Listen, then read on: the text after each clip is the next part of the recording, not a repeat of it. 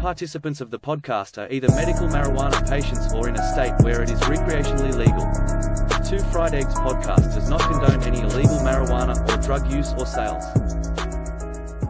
Hey, what's up, everybody? Welcome back to Two Fried Eggs podcast. Your boy, once again, Bosch Gaming, with the one and only Dolph over there, and our very, very, very special guest, Garret. How are you doing, my friend? Good to see you. Good to see you. Thank you. Thank you for having me on. It's a pleasure being here, and today is a bit warmer than it has been, so I think this will work out well. Nice. Well, it's a pleasure, man. I appreciate you taking the time out of your day to be here with us, for sure. Awesome. So this is kind of my guest. It's kind of a little different than what we normally have, but I was on Twitter the other day and listening to a lot of veterans talk about homelessness and mental health issues and things like that, and it really hit me hard in the feels because I'm a veteran. We all know this, and I've definitely had some of these issues that some of these veterans have had. So I invited Garret on to spread his message, and so we're just going to hop right into this. So first and foremost, tell us about yourself. Who are you? Well, I was born in California, lived most of my life as a child in California, went into the military, into the U.S. Army from California, served in the U.S. Army, 13 Foxtrot, Forward Observer, also did work as 11 Mike, and finished up National Guard in the 20th Special Forces in Alabama. So you don't know this, but I was 11 Mike too. Okay. Yep, 11. I was a Bradley gunner for my whole career. So someone who's completely stupid at this stuff, when you say 11 Mike, what do you mean by that? Basically mounted infantry. Okay. Gotcha. Absolutely. Forward Observer is... Go ahead, please. Yeah, it's just I don't know if you've ever seen a M2A2 Bradley. They're it's like a armored personnel carrier with a 25 millimeter cannon on it, fully automatic. Thing is, wow. the probably the second baddest vehicle that the Army has today, other than next to the M1A1, and only because their missions are different. But as far as what it is, it's probably one of the best personal carriers tanks we have. It's amazing. Okay. Think of an Apache gunship on tracks. Nice. All That's right. I shot. that makes sense to me now. Cool. So you did fun stuff in the Army. Got it. Yes. When I got out of the Army, I traveled the world. I ended up becoming an ROV pilot. Did you ever see the movie Titanic? Yeah, absolutely. You know the robotic submarine that went down inside the ship? Mm-hmm. Yeah, I pilot those, or at least that's what I did in my civilian profession. I did that for 18 plus years. Wow. Traveled the world, lived all over the world. I speak multiple languages. I had an awesome time. Nice. I was injured in 2016 in the North Sea on a vessel. And that injury and the fight that I had still to this day with the maritime company and their insurance led me to my legs not working very well anymore and led me to homelessness. I lost everything from 2016 to 2019. 2019, I lost my home. My mother was living with me in Houston. She was going to MD Anderson to take care of cancer. She had 2 bouts of cancer. She beat both of them, thankfully. Thank God. That's amazing. And in 2019, we lost our home. 2020, I was under a bridge and still fighting to try to get my benefits. And I saw a commercial that said, if you are a veteran and you are homeless, we are the VA. We are here to help. Give us a call. So that's the promise, isn't it? I had nothing left. Yes. Right. And I reached out. That led me into the spiral of the VA hell, which ended up leading me into what they call the GPD program, the Grants Per Diem program. It's the homeless veteran program. And they sent me, the VA, sent me to a nonprofit run veteran shelter where myself and other veterans were neglected and abused. So When you say neglected and abused and stuff, what kind of stuff went on? I mean, if you don't mind talking about it, what kind of neglect and abuse did you see in that type of facility? Well, if you go to the Twitter thread that I've generated, that has pictures of some of the conditions there. Black mold in walls, ceilings, in rooms, mold in mattresses, cockroach infestation, just rampant cockroach infestations. We had maggots in food. We had roaches in food. We had water leaks literally throughout the entire complex. Water coming through the ceiling, through electrical circuits and conduits, raining down onto veterans in the main hallways. We had drug dealers living at the facility. We had drug rooms at the facility. We had prostitutes and drug dealers banging on your door. We had 3 people to a room in these very small 1965 motel that really has never had any upgrades or advancements whatsoever. You will see pictures of all of these things in that Twitter thread. You will also hear the staff and management of the facility and myself in recorded conversations talk about all of these things. Go ahead, please. So for those of you, there's a link below. I'll have the post all the pictures below so you guys can click on it and see this, because I've looked at some of these pictures and it's one of the reasons why you're here. Like, I can't believe that they let veterans live in a situation like this. And let's just say we don't care about the veterans. How about let's care about the money that they're being given to house these people and to take care of these people? And there's people that are wanting to be giving, and their money's being taken from them. Like, it's the craziest thing. Like, screw not caring about people, their money isn't being used the right way. So, like, this is screwed up in all different ways, and I can't believe Well, it. and it just gets me that we're so worried about other countries and things like that when we've got our own veterans and people that have protected us and have served to protect my family and my loved ones and stuff. Living in a situation like that is just not acceptable. I agreed. So, Well, when go ahead. the VA pays these veteran service organizations tens of millions, hundreds of millions of dollars every year. The VA's budget this year alone is over $300 billion. So there's an enormous amount of money going to these type of veteran service organizations, these non-profit veteran service organizations.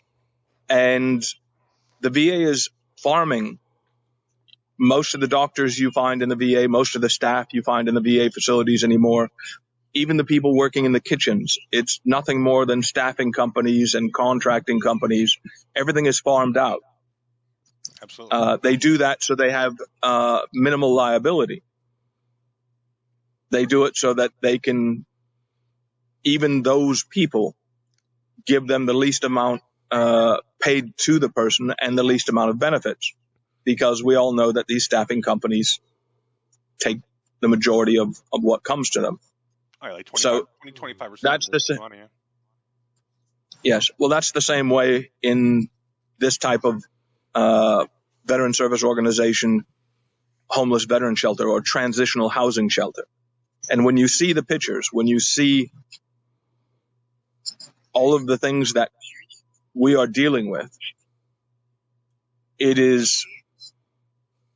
there's tons of money going in there.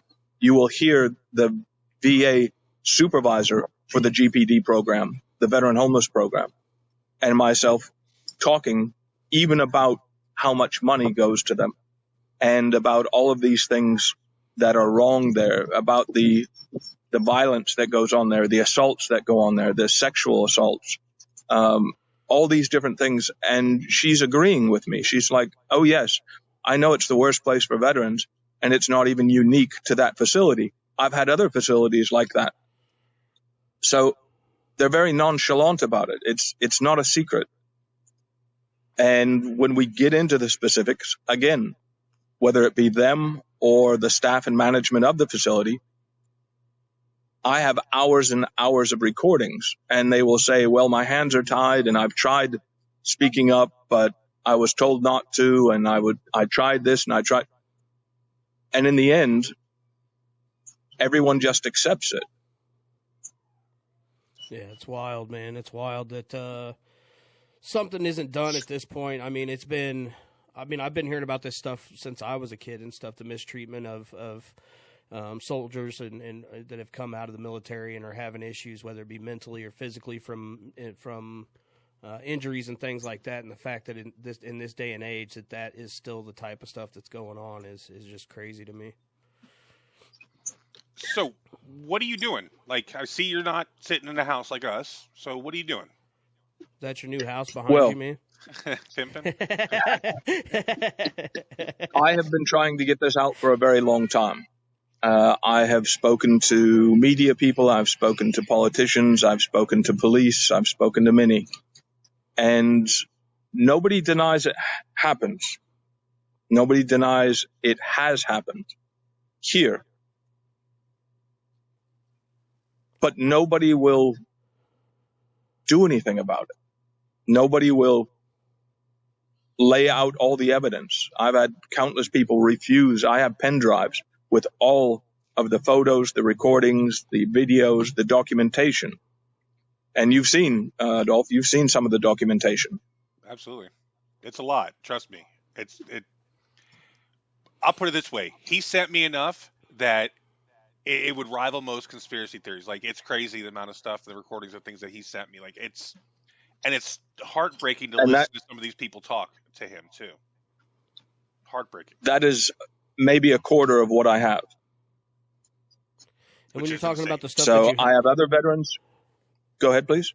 When you're talking about the stuff that you have and all that, you're talking about the recordings and different things that you've got from when you were in the facility? Or Yes. Okay.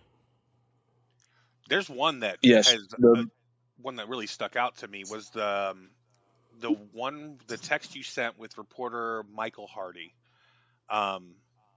Whatever came to that? Because it seemed like he wanted to help. It seemed like he was a part of it, and then I just didn't see any other follow-up after that, so I wanted to ask. If you look, I sent you also the last recording I had with him, where he said he went to the facility, talked to them, they were nice to him, they showed him around and showed him that they had done a few things to improve stuff. They admitted all these things went on. And they promised that they were going to eventually move veterans to a new place. So he just wasn't going to do the story anymore. And I said, why not? And he said, well, they were nice to me. And, it's not a perfect world, so I'm just not going to do it. And I told him, I said, wait a minute. I brought 3 different veterans to him that he interviewed. One that was there 20 years ago and told him horror stories. They admitted themselves that these things went on to him, and he just shut it down. I wish I could say this surprised me, honestly. I really wish I could say, Garrett, you sound crazy. There's no way that I believe this is happening. Like, but to me, being in the VA system for so long, the craziness that I've seen, not only from my personal experiences, but listening to people that don't get care. Like the other day we were on the Twitter, and I was telling them, and it's crazy how the reaction I got. I told them, there's nothing like going to the VA appointment and talking to your doctor and saying, hey doc, I'm having some issues with PTSD. I really need to talk to somebody. And the first thing they say is, so are you thinking about committing suicide? And as soon as you say no, they're like, okay, we can get you an appointment. The next appointment is 3 months away, 4 months away, 5 months away, 6 months away. And this is just, I've been begging for help, and this is the stuff that happens. But the crazy thing is, when I was we were 7 veterans just talking. Everybody in the room is like, yep, that sounds about right. Like, it's not a surprise to any of us to see that the care, the lack of care that we're getting.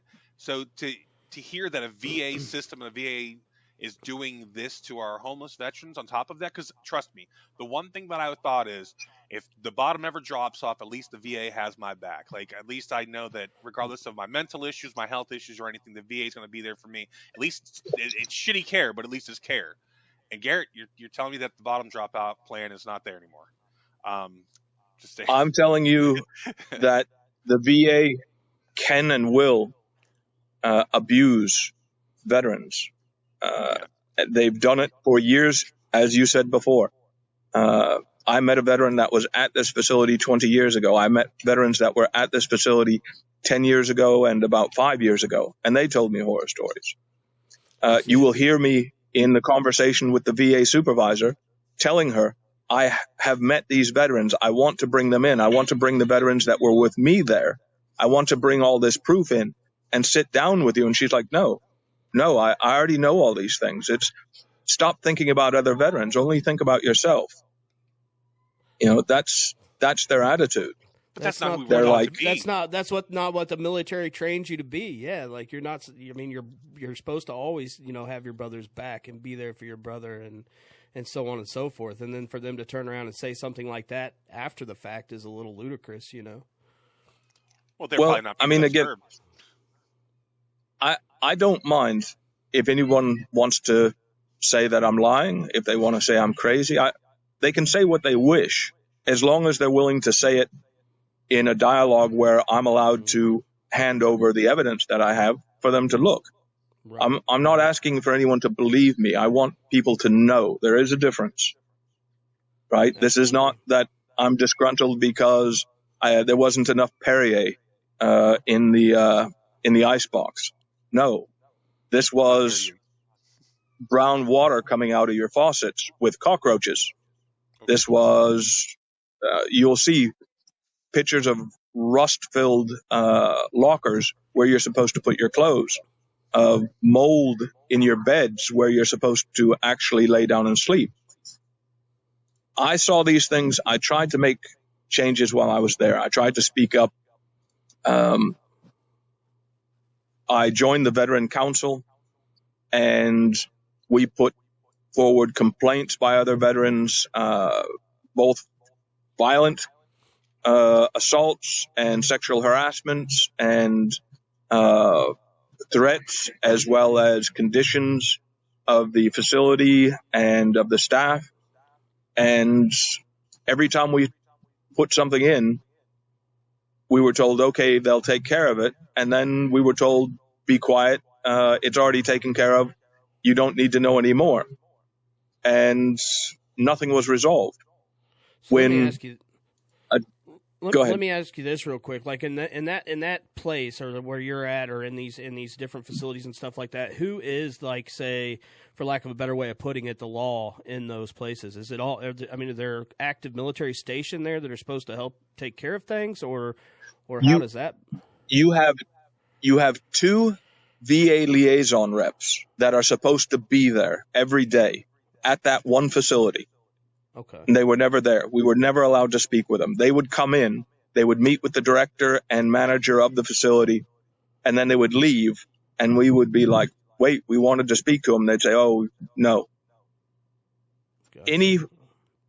Any issues that we had, we went to the staff and management of the facility because we could not get a hold of. When you will hear me talk to the VA supervisor, and I talked to her about trying to talk to her before as well. And she's like, yeah, I remember you from when you tried several months ago to talk to me. And what do you want?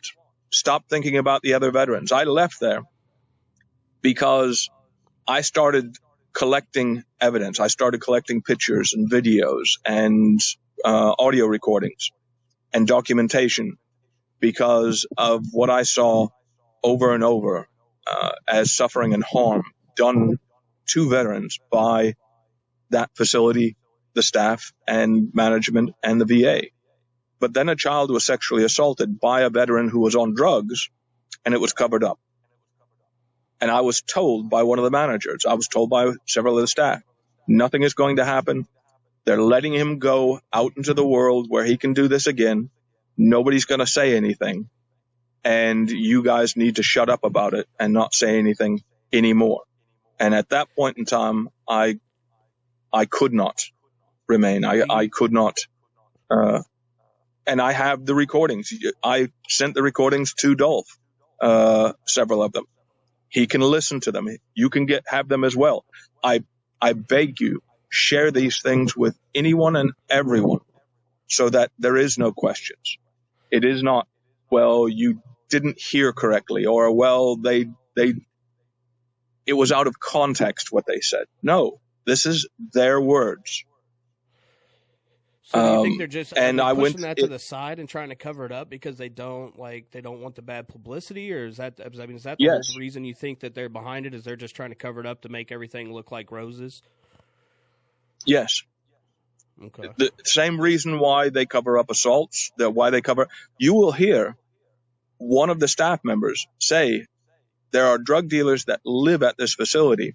Everyone knows, the management knows, and they will not get rid of them. So how can the VA send veterans that have any type of addictions there when they're trying to get cleaned up, they're trying to get back into a life, and literally they're surrounded and people are pounding on their doors, people giving them drugs in their face. Yeah, that's crazy, man. Yes, she goes, why would anybody be surprised if someone relapsed? You will hear the director in one of the audio recordings I sent to Dolph.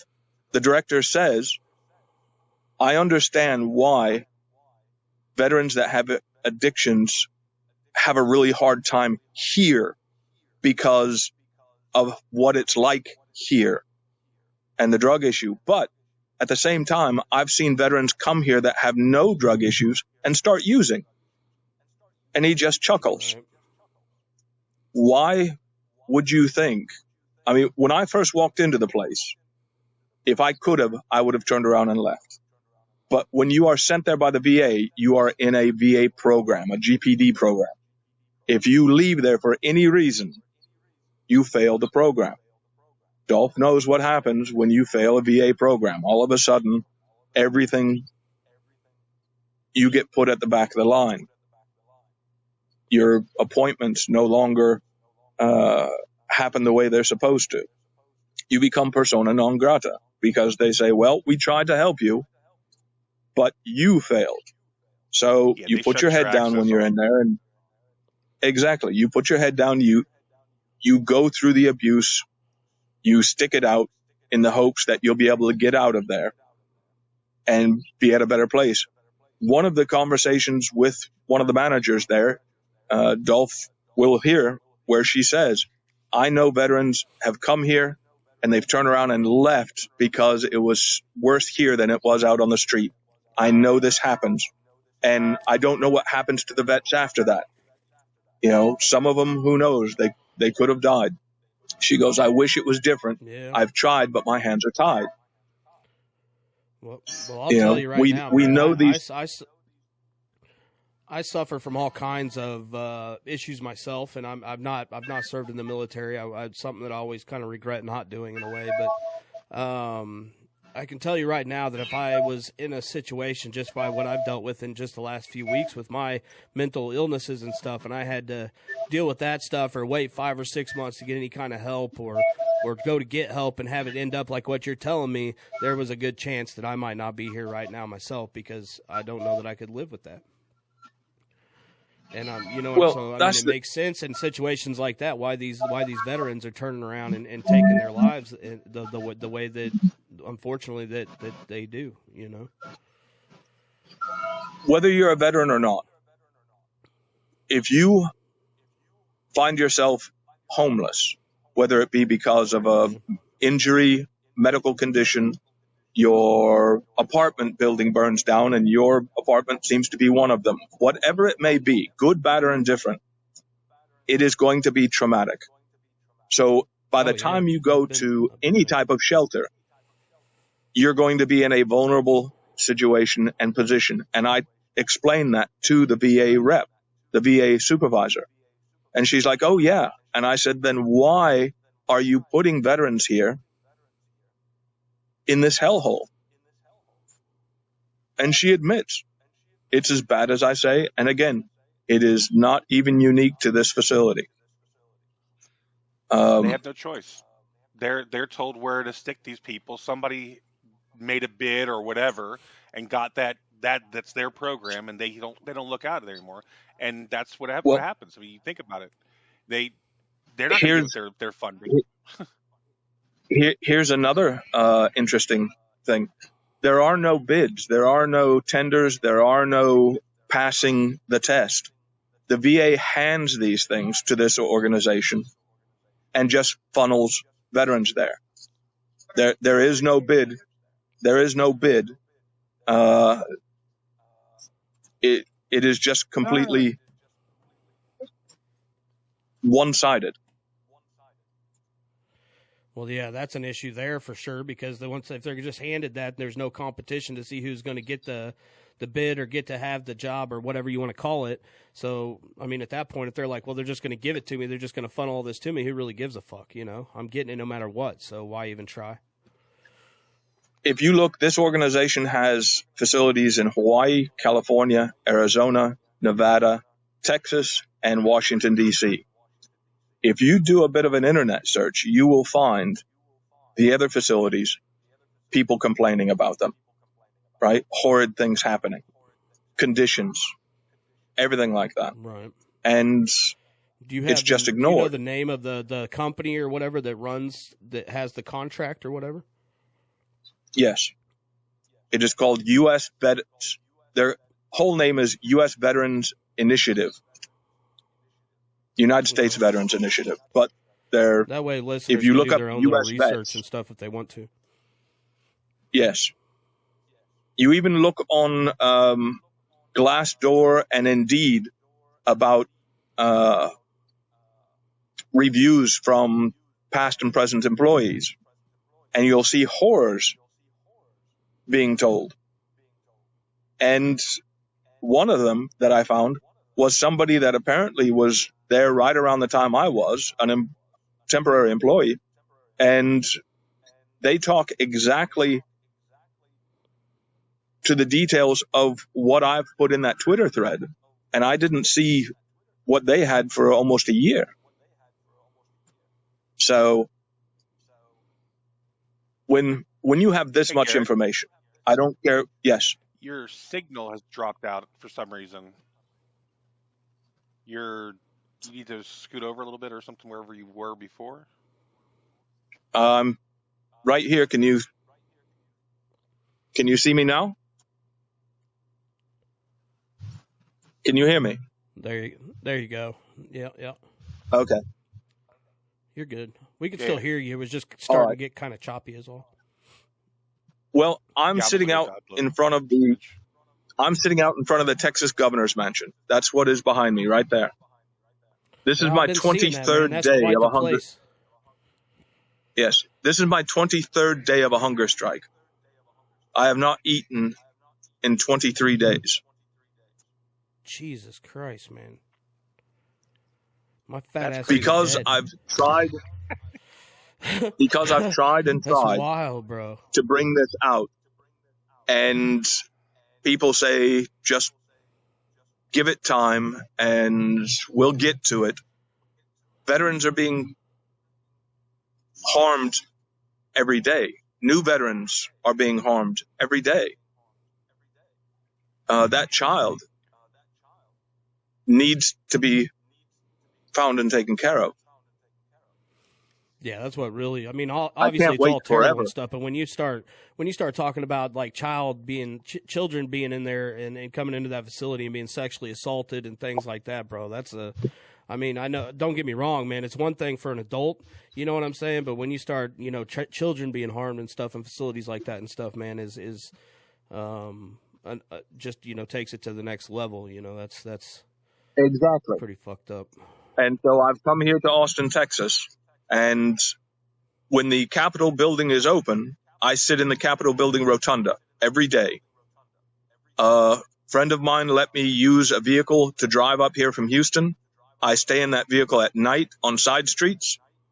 And during the day, I sit in the rotunda with my signs and I pass out cards that has the link to the Twitter thread and I ask people to spread the word.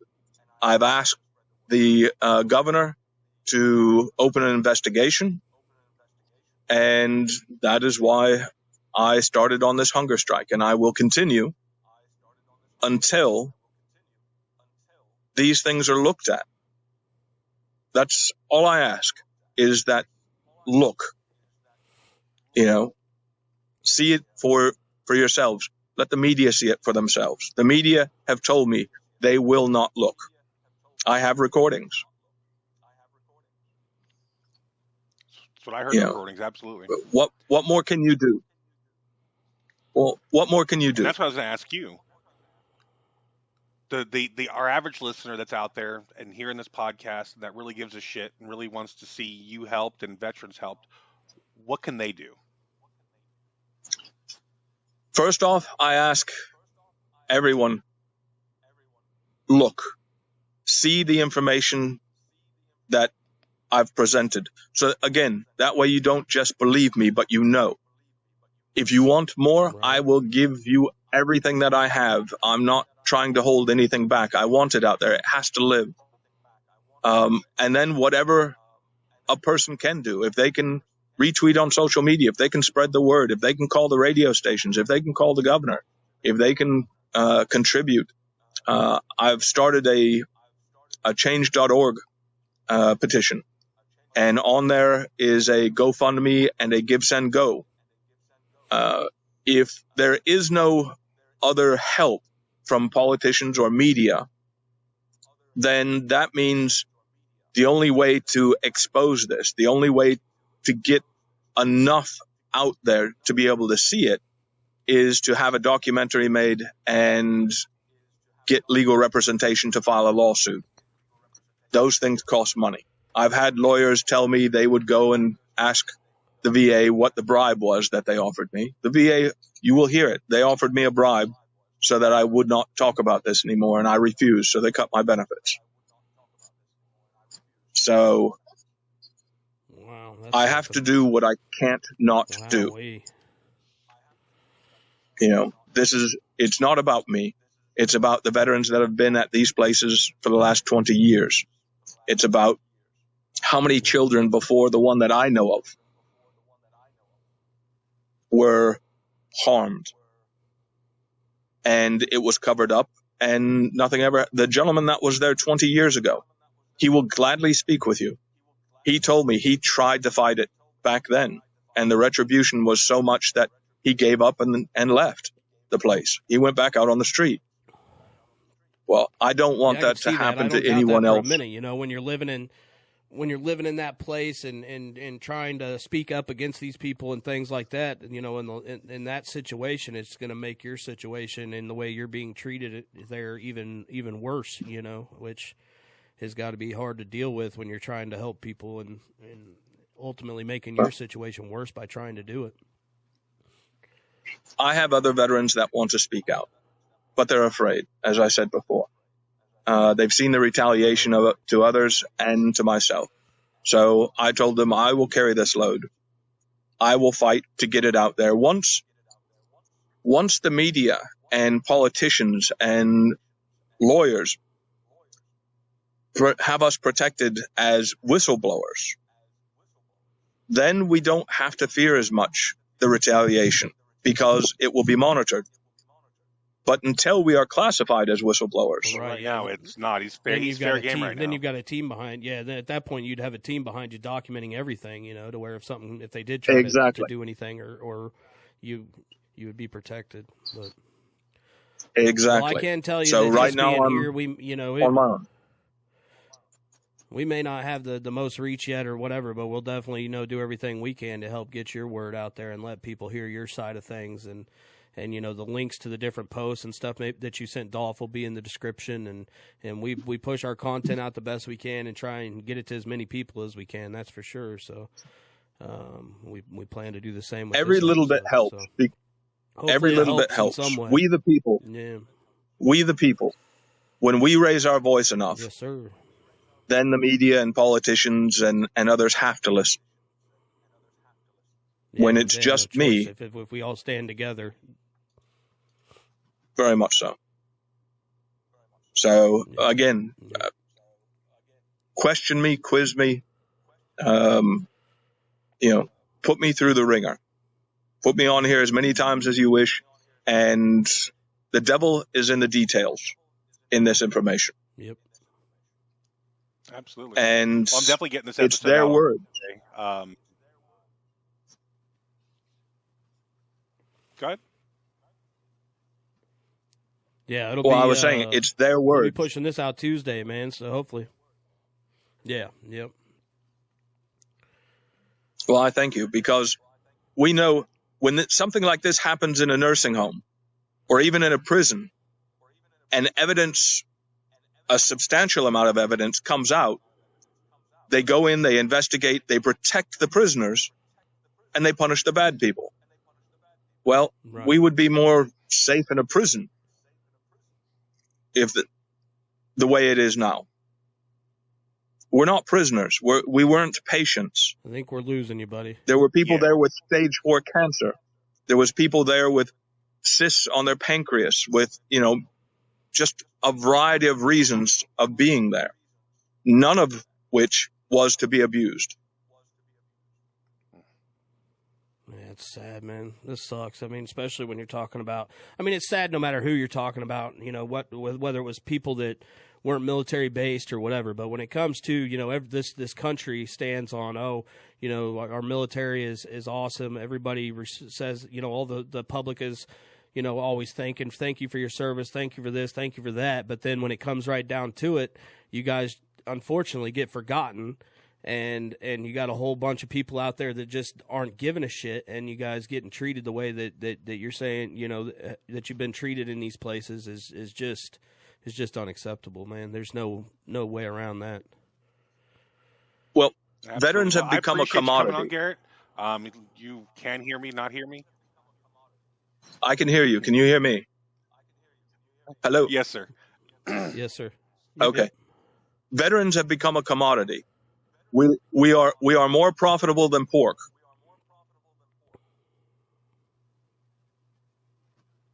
Yep. Hello? Well, buddy, I think we're losing you, man. We may have to cut this because I think our signal's getting somewhat bad. But I would definitely like to have you back on and discuss this further for sure, without a doubt, man. Absolutely. To help you spread the Anytime. word and hopefully, in some way, I don't know if it will or not, but in some form or fashion, I would love for something like this to at least be able to help some veteran somewhere. You know what I'm saying? And it's If I may ask, if we could do this one time where after you have listened to the things that I sent Dolph, and where you can take clips out and we can actually listen to the clips and discuss exactly when, where, and why those conversations were taking place, right. I think that would really open up the information beyond question. I agree.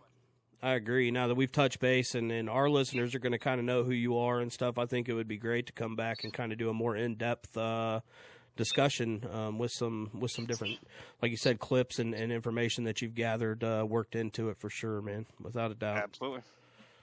So, All right, Garret, we appreciate you, buddy. Thank you for coming on. Listen, letting us know your man. your story, man. It's powerful. Hey, just know I don't know you personally, man, but know that you've got my love, man, and I've got a community behind me, as does Dolph and things, that are going to hear this, and I know that they love and support all our veterans, and you're not alone, brother. It may feel like it sometimes, but I just hope you know that you're not alone, homie. Well, I thank you. And remember, this is not about me. It's not about any singular person. This is about all veterans. And Absolutely. it is what it is. Yeah.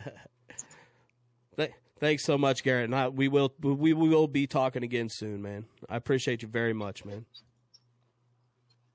All right. Thank you. Guys, thank you so much for tuning in. This was a quick little episode with our buddy Garret. There's a lot more stuff we need to talk about, so we will be having him back on the show soon. Don't forget to like and subscribe. And man, if any of this touched your heart a little bit, do some digging, do some research. There's going to be links in the description below. We love you guys very much. Two Fried Eggs Podcast, baby. Tuning in. Please subscribe below if you like our content. New episodes dropping every Friday. Stay tuned.